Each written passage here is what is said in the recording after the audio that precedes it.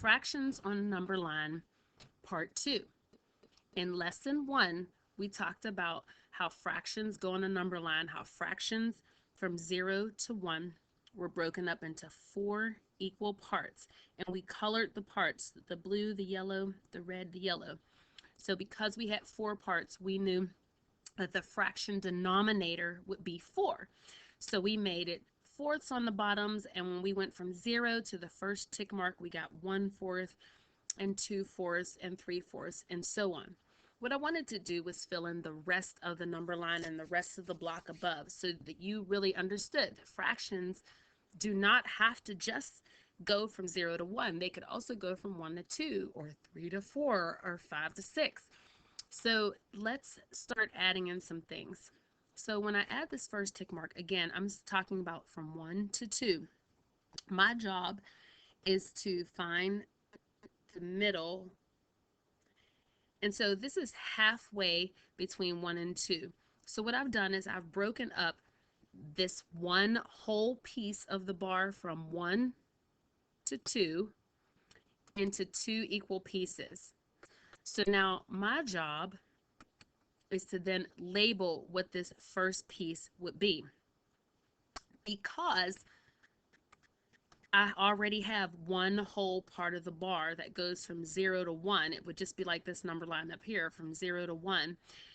That was one part, and now I have this other part. So I have one whole bar plus 1/2 of another bar. So I'm going to write that fraction in now. This would be 1 and 1/2. So this is 1, and then to this portion is another half. Now, if I wanted to continue my fractions down here, because I had 2 whole parts that of the same size, that's the biggest part of fractions, talking about the size. So from 0 to the first tick mark is 1 part, and from the first tick mark to 1 is 2. So because that's 2 parts, that's where I'm getting 1/2 from, okay? So if this is 1/2, and if I jump another length, that same size, I get 2/2. So this length is that same size as well from here to here. So I know that I could also write that fraction as 3/2. Now, as we can see, the numerator, which is 3, is more than the denominator, which is 2. And when that happens, we call that an improper fraction, or we know that when the numerator is more, the fraction is going to be worth more than 1. And that's true because we know this fraction also equals 1 and 1/2. Okay, so I'm going to continue counting. This section to this was 3/2. Now the middle section to 2 gives us 4/2. And if we were going to go past 2, we would also go to 5/2, but it would have to be pieces of the same size, okay? And then we can also break those parts up into fourths. We can continue counting on those. So I'm going to take this piece from 1 to 1/2, and notice I did say and, because we're talking about a part of a number now. So that's halfway. I'm going to add another one right here. And then because I have pieces of this size, which I'm going to go ahead and fill in like I did on the first one, from 1 to this tick mark here, that, and then all the pieces that size from 1 to 2. So I have 1, 2, 3, 4 pieces. So that means that each piece is a fourth. Each equal part is a fourth.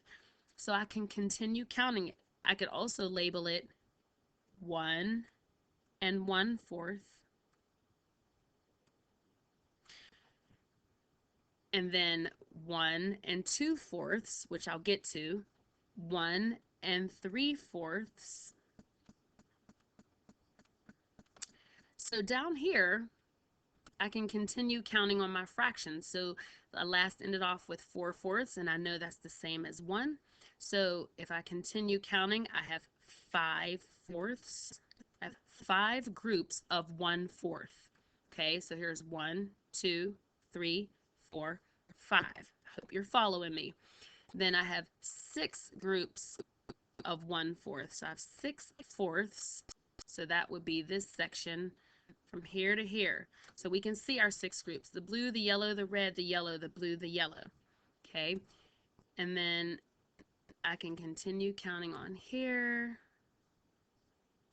I didn't follow the same pattern, but you get the idea. 7/4 and 8/4. Again, notice how 8 is double 4. When it's double the number on top, we know that that's 2. 2 is double. And when the numerator is larger than the denominator, we know that that fraction is worth more than 1. Okay, so these are fractions on a number line. Yep.